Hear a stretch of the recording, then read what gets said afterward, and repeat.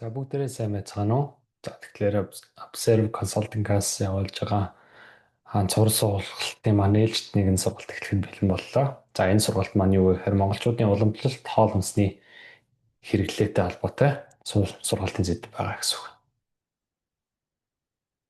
За энэхүү сургалт маань хоол хүнсний зөв зохистой хэрэглээ гээд цуврал 10 сургалтын маань 7 дугаар сургалт байгаа гэсэн үг. За энэхүү сургалтаар бүгдээрээ уламжлалт хоол хүнснийхээ онцлогийг магадгүй шимтгийллийн ямар ач холбогдолтой, улирлын талаар ямар ач холбогдолтой гэдэг талаар бүгдээрээ мэдчих авцгаана гэсэн үг. За тэгэхээр хамгийн түрүүнд мэдчих шаардлагатай зүйл уламжлалт хоол хүнс гэдэг зүйл бидний юу юутай холбоотой байдгийг те. Тэгэхээр нэгдүгээр уламжлалт хоол хүнс гэдэг сэдв маань өөрөө шимтгийллийн агуулмжууд мэдээж ярив. Бид нар мах илүүтэй хэрэгэлдэг байсан, амтны гаралтай хүнс ялангуяа сүүсүн бүтээгдэхүүн илүүтэй хэрэгэлдэг гэдэг маань тэр сүүнд агуулгаж байгаа, маханд агуулгаж байгаа тийм амтны гаралтай шимтгийллийн их үүсвэрүүдийг өөрсдийнхөө шимтгийллийн гол их үүсвэр олж хэрэгэлдэг байсан талбартай тийм ээ. Тэгэхээр энэ зүйл нэгдүгээр гол зүйл байна. За хоёрдугаар бидний уламжлал буюу удаагийн жил бидний өвөө эмээ, өвөөгийн өвөө эмээнээр хэрэгжилж ирсэн хоол хүнс биднэрт хамгийн сайн тохирдог буюу генетик талаасаа шингээл тухайн амьдралын хэв маягтай зохицсон байдаг нь өөрөө энэ уламжлалыг агуулж байгаагаар өөрөө онцлогтой гэсэн үг. За гурав дахь зүйл маань өөрөө мэдээж амьдралын хэв маяг буюу бидний амьдарч байгаа хэв маяг тэрхүү хоол хүнс маань тохирж байгаа тийм ээ. Энэ гурван зүйлийг хамтдаад бид нэр уламжлалт хоол хүнс гэдэг ойлголтыг ярилцах нэ гэсэн үг. За тэгэхээр бид нэр одоо ямар онцлогтой газар зүүн байршилтай, ямар онцлогтой амьдралтай хүмүүс юм бол мэдээж Монгол орн маань өөрөө жилийн 4 улиралтай гэдэг нэгдүгээр хамгийн том онцлог байна. За тэгэхээр 100, намар, өвөл, хавар гэдэг энэ 4 улирал маань ээлжилдэг. Өвөл болон зуны улирлын температурын хэлбэлзэл ер нь маш өндөр байдаг учраас ундаа бас их хэмжээтэй алдаг, өвөлдөө маш огцом хөдөрдөг учраас бидний хоолтын онцлог маань энэ хатуу ширээ уур амьсгалтай дулаан цаг уур энэ зүйлдээ өөрөө холбогдсон байх нь хамгийн нэгдүгээр чухал байдаг байна. За хоёрдугаарт нь ярил мэдээж бид нар мал аж ахуйтай тий тавуу шуу малтай. За энэ хүү мал аж ахуй эрхэлснээрээ өөрөө бид нар яаж нүүдлийн мал аж ахуйнхаа онцлогт нь тааруулаад тухайн одоо юу онцлогтой тий хоол хүнсийг илүүтэй хэрэглэн. Тэгэхээр нүүн бид нэр сүүсүн бүтээгдэхүүн илүүтэй хэрэглэдэг байх нь эсэг цагаан эдэмд хэрэглэдэг байх нь малынхаа махыг одоо тий шимтгийлхэн уургийн хамгийн том их үүсвэр болгодог байна ч гэдэг юм уу тий ийм онцлогтой байх нь гэсэн үг. За мэдээж энэ дараагийн онцлог бол газар зүйн онцлог ба тий Монгол улс маань маш өргөн удам газар нутагтай. Энэхүү газар нутаг маань бүс нутаг тий аймаг сумдуудаараа өөрсдийн гэсэн өвгнөмөц онцлогтой байгаа. Тухайн бүс нутагт нь ургадаг чимс ногоонууд нь өөр тий ургамал зүйлүүд нь өөр. За мадлын амтных нь хүртэл тухайн хийж байгаа ургамлууд өөр байна гэдэг маань өөрөө мадлынхан маханд нь хүртэл энэ одоо шимт бодисуудын агуулмжууд өөр байх онцлогтой байдаг гэсэн үг. За тэгэхээр бид нар бол мэдээж тий олон жилийн өмнөөс маш олон төрлийн амтд жимсгэн, мөөг, самар, за мэдээж ааг амттун, мэдээж сонгон, таан, хүмүүл, гонд гэл ингээл маш олон төрлийн шимтгийллийн одоо маш өндөр агуулмжтай хүнснүүдийг хэрэгэлдэг байснараа бидний онцлог байгаа гэсэн үг. За тэгэхээр бид нар хоол хүнсний хэрэглээхээр мэдээж газар зүүн бүс нутаг болон тавуу шуу мал энэ зүйлээс хангалттай хэмжээний шимт бодисыг авах гэдэг зүйл байна. За энэ хүү шимт бодисууд маань өөрөө нүүрс ус уураг өөхтөөс амьдын эрдэс бодис гэдэг үндсэн 5 шимт бодистой нэмээд ус гэсэн энэ хүү шимт бодисуудыг бүх хэрэгжилж байгаа хүнснээсээ хангалттай хэмжээнд авч чаддаг байснараа онцлогтой. Тэгэхээр бидний нэг түүхэн эдийн боловсруулалтын онцлог гэдэг зүйл монголчуудын хувьд бол мэдээж гайхалтай байс тий. Сүүг хизээч дангаар нь хэрэглэхгүй тий. Сүүг тараг болгоно, аар болгоно, аарц болгоно гэл ингээл маш олон төрлийн одоо технологи процессуудыг ашиглан тэр нь өөрсдийн гэсэн шимтгийллийн онцлогуудыг давхар агуулж яадаг. Дээрээс нь тэр нь шимтгийллийн ач тусыг өөрөө бидэрт өгдгөр онцлогтой. Дээрээс нь хаягдл гардаггүй тий аль болох мал амтнаад эдэлдэг тий бүх одоо түүхийд бүтээгдэхүүнийг хангалттай хэмжээнд хэрэгэлдэг байснараа бидний онцлог байна гэсэн үг. За тэгэхээр бид нэр хоолтын онцлог юу гэх юм бол мэдээж өвөл зун гэдэг тий хавар намар гэдэг зүйлүүдтэй хамгийн гол холбогдсон. За тэгэхээр бид нэр хамгийн юу гэдэг жимс хүнсний ногоо тий зэрлэг жимснүүд маань ургадаг тий тариалдаг хураадаг улирлууд маань өөрөө хавартаа тариалаад зундаа болон намартаа бид нар хураагаад хүнснийхээ их үүсвэрийг болгодог. За тэгээд мэдээж өвөлдөө гэх юм бол бид нэр мэдээж маш их хэмжээний бүтэнтэй хатуу ширээ уур амьсгалтай учраас зарим тохиолдолд хүнсний ногоонуудаа нөөцлж хадгалах ч гэдэм үү те ийм онцлогуд биднэрт байдаг байсан байх нэ гэсэн үг. За тэгэхээр бид нэр хамгийн түрүүлээд бид нар ойлгох зүйл бол илүүтэй хатуу ширүүн цаг агаартай үедээ өвлийн үедээ илүүтэй махан бүтээгдэхүүн өөгцсөн дээр суурилсан тухайн хүнснээсээ илүүтэй илчлэг өндөр авах, уураг өндөр авах тийм хүнсний бүтээгдэхүүнийг илүүтэй хэрэгэлдэг байсныг бүгдээрээ сайн мэдж байгаа.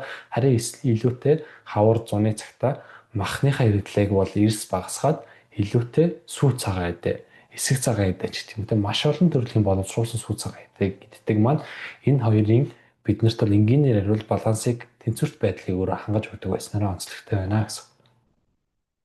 За энэхүү хоолтын онцлог маань өөрөө юун дээр тогтоод байна вэ гэхээр бидний энэ хоолтыг хэрэгжүүлснээрээ бид нар өөрсдөө энэ гидсний тэнцвэртэй орчныг өөрөө бий болгодог гэсэн байна. За энгийнээр хэлэх юм бол бидний гидсэнд маш олон тэрбум бактерийн системүүд өөрөө байж байгаа. За энэхүү бактерийн систем нь өөрөө юу вэ гэхээр ашигтай болон ашиггүй те өвчин үүсгэж аль төрлийн бактериуд байдаг бол харин эсрэгээр бид нар дан махан бүтээгдэхүүн идээдээ үл яадаг вөхөр энэ илүүтэй нэг махыг задалдаг төрлийн тэр ялзруулагч төрлийн бактериуд илүүтэй үрждэг. За харин бид нар хавар зуныхаа цагт илүүтэй махныхаа хэрэглээг багасгаад сүүцэн бүтээгдэхүүнээсээ яг ашигтай өөртөө шинжлэлтэй шаардлагатай эсэг цагаан эдээ ашигтай бактерийг агуулсан тийм хүнснүүдийг хэрэглэснээр өвөл илүү их үрдсэн тэр бактериудыг өөрөө багасгаад өөртөө ашиг шимтгэлтэй бактериудыг авдаг юм хослмол байдлаар хэрэглэдэг байсан бидний хамгийн том онцлог байгаа гэсэн үг. За тэгэхээр бид нэр илүүтэй зуны цагтаа сүү цагаан эдэгээ хэрэглээд эсэг цагаан эдээ хэрэглэх нь бидний өөрөө эрүүл мэндэд маш ашиг тустай байдаг байсан байх нэ гэсэн үг.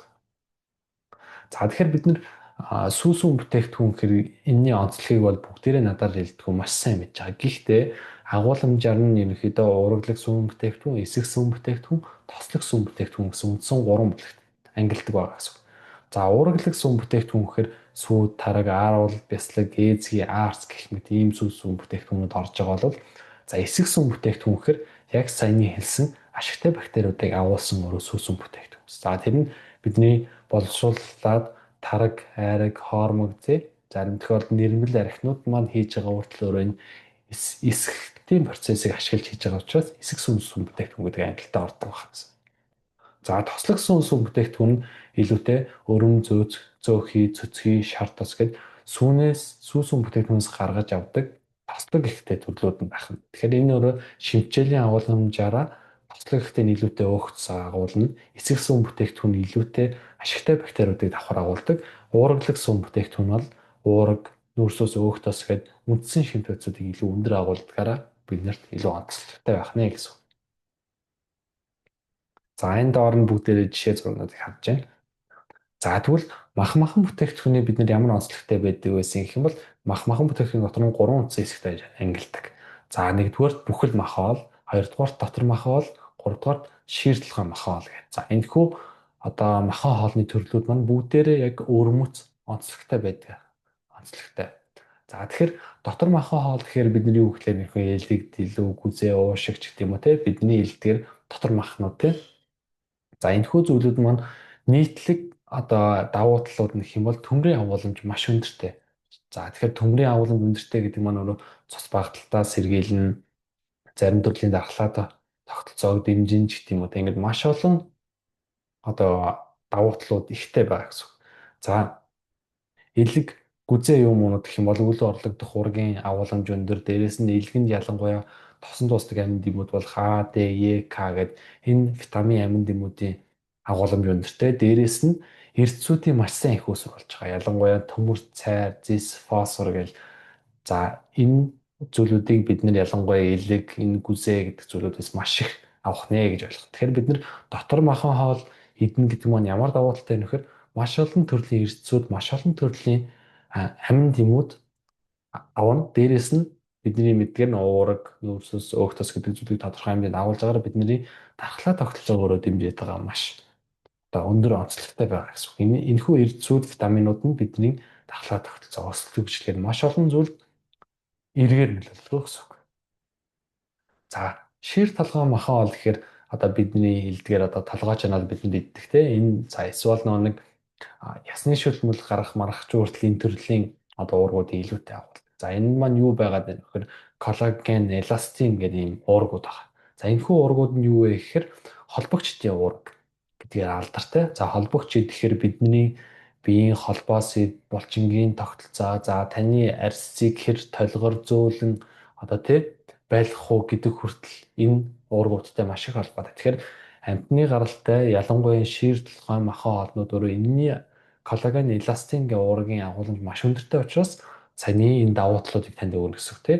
Холбоос булчингийн тогтолцоо тий арьсны эрүүл мэндэд энэ толгор сайхан эрүүл байх нөхцөлийг өөрөө энэ хангаж өгч байна гэсэн үг.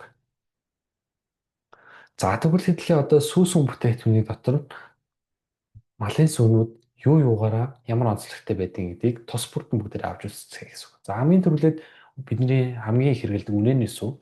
За үнэний сүү бол мэдээж уураг нүүрсээс өөхтөөс за тэгээд эрс бодис амин дэмүүд мэдээж маш өндөртэй буюу макро шинжлэлийн агуулмж маяг маш өндөртэй.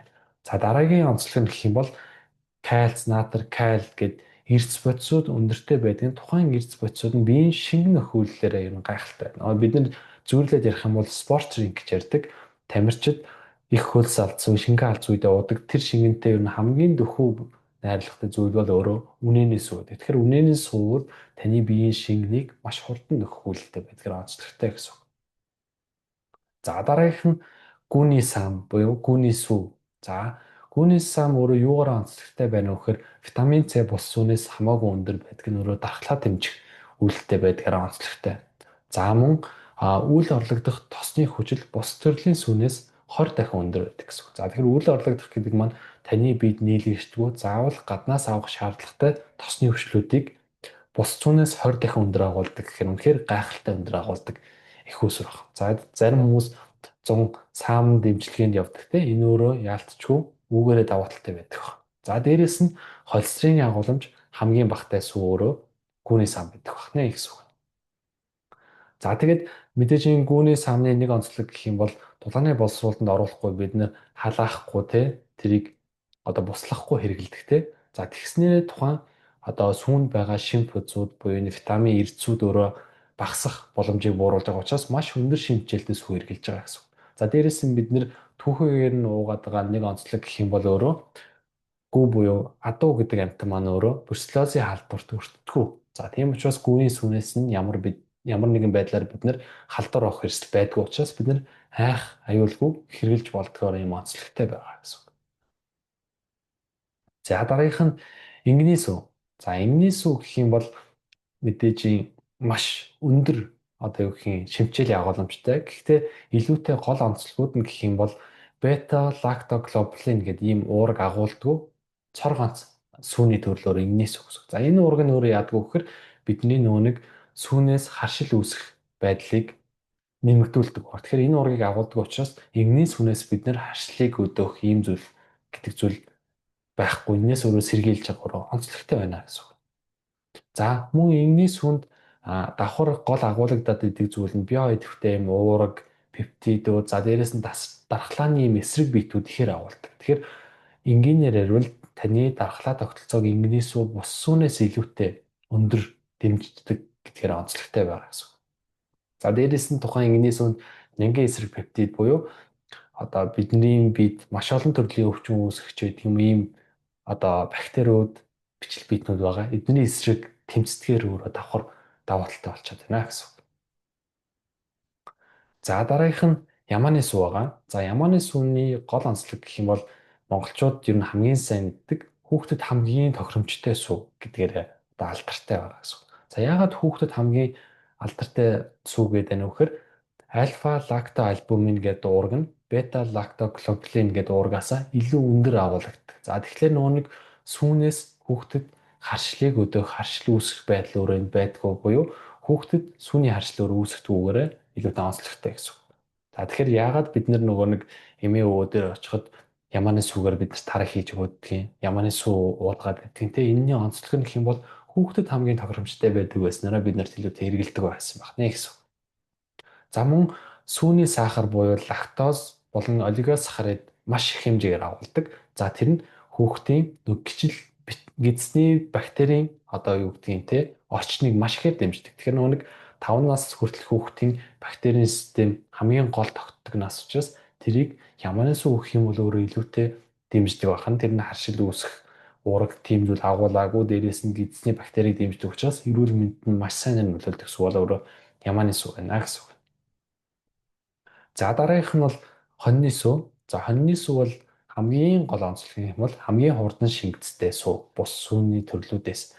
За энэ нэг байгалийн нэгэн жигд бүтцтэй одоо шинэ хичээлүүд дотор нь агуулгдсан байдгаараа өөр онцлогтой байна гэсэн үг. За мөн дараагийн онцлог нь гэх юм бол хоньны сүвээр тараг хийх үед илүүтэй өтгөн ийм баялаг орс найрлагатай болдог. За тийм учраас нэг маш олон төрлийн хүнсний бүтээгдэхүүн хоньны сүв байдлаар ашигладаг. За энэ одоо жишээ нь хажууд зураг нь тарагдж байгаа те.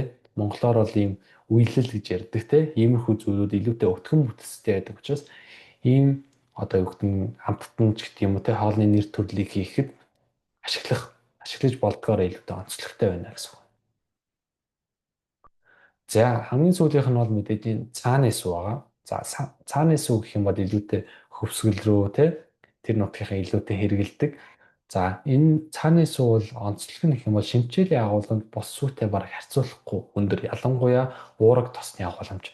За тэгэхээр бусад 5 уушуу малны сүвнээс хамгийн өндөр уургийн агууламж дээр үнэний сүв байсан. За тэрнээс уургийн агууламж нь 2 дахин өндөр. За мөн өөгцсний агууламж нь үнэний сүвнээс 3 дахин өндөр байдгаар онцлогтой. Тэгэхээр таны хэрэгжилж байгаа цааны сүв бол уураг өөгцсний бол бүр гайхалтай их усүр байна гэдгийг эндээс харж болохоор байна тийм.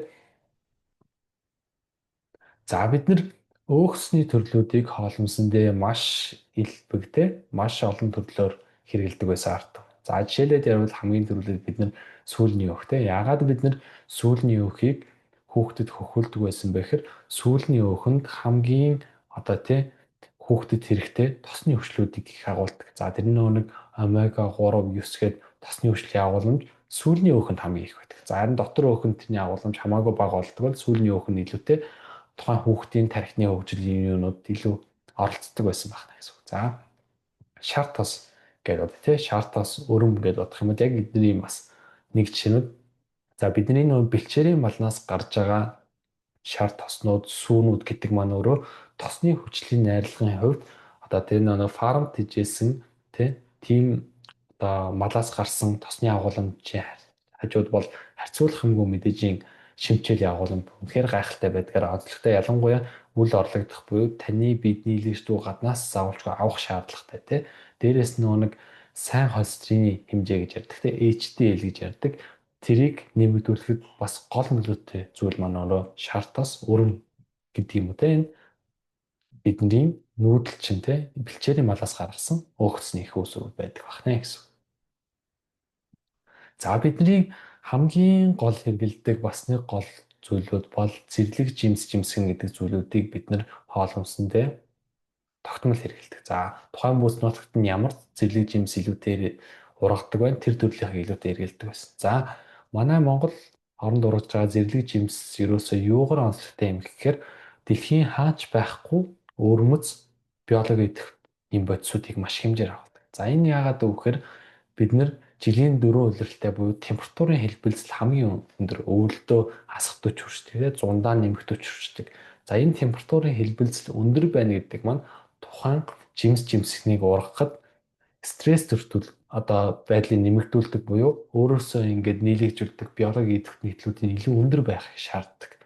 За тэр ч учраас таны биед тухайн жимсийг эдлэхэд үзүүлэх нөлөө нь бусд оронд ургаж байгаа жимснээс илүүтэй өндөр биологи үйлдэлтэй байдгаар өөрөө онцлогтой байна. За тэгэхээр нэг зэрлэг жимсгэнд антиоксидантууд өндөр, за витаминууд өндөр гэж ярьдаг бол Монгол оронд ургасан зэрлэг жимсний онцлог бол тэр бусд оронд судалснаас илүү өндөр байна гэдгийг ойлгох хэрэгтэй гэсэн.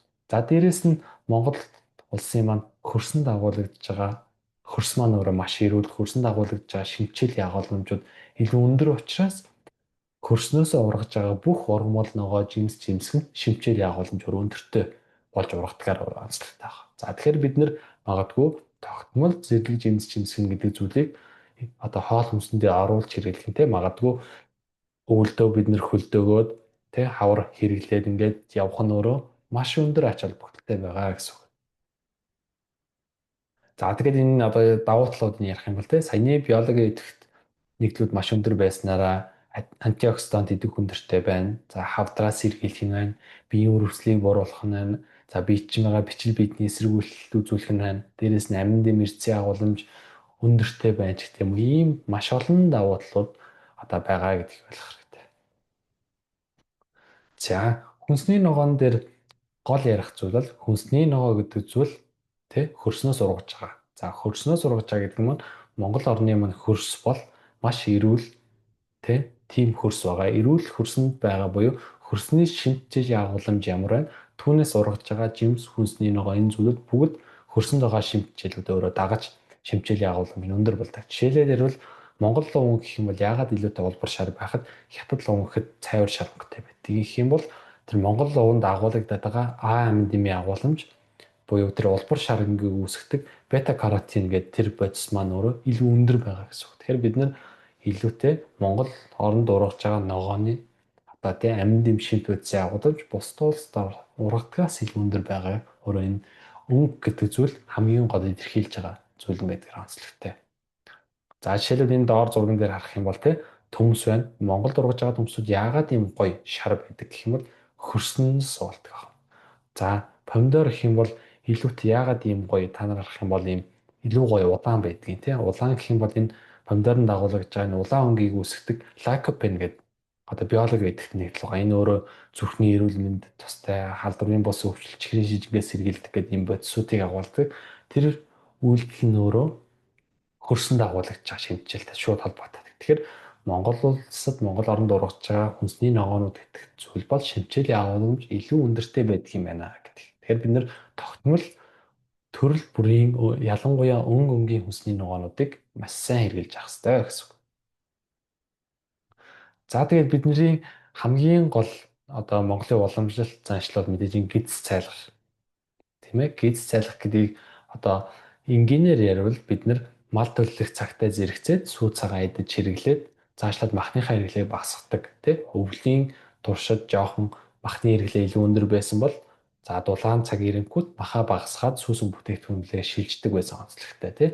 За энэ нь яг түрүүний ярьсан гидсний бактерийн тэнцвэр эрүүл мэнд гэх нэг маш олон зүйлтэй шууд холбогддог байна гэсэн. За тэгэхээр бид нэр энэ маха олдыг яг уламжлалаараа 3 сарын хугацаанд хэрэглээд 9 сарын хугацаанд нь эсэг сүү цагаан эдэ хэрэгэлдэг байснараа бидний эрүүл мэндийн тэнцвэр хангагддаг, эрүүл мэндийг илүүтэй дэмждэг байсан байна. Тэгэхээр бид нар магадгүй одоо үед үүнээс бид нар юу харж болох юм гэхээр магадгүй зарим үед махныхаа хэрэглээг багасгаад эсэг сүү цагаан эдэ хэрэглэх нь өөрөө бидний уламжлалт талаасаа, эрүүл мэнд талаасаа одоо цаг уур талаасаа биднэрт маш зөв одоо зохицсон хоолтод энийг байдаг байна гэдгийг маш сайн ойлгох хэрэгтэй.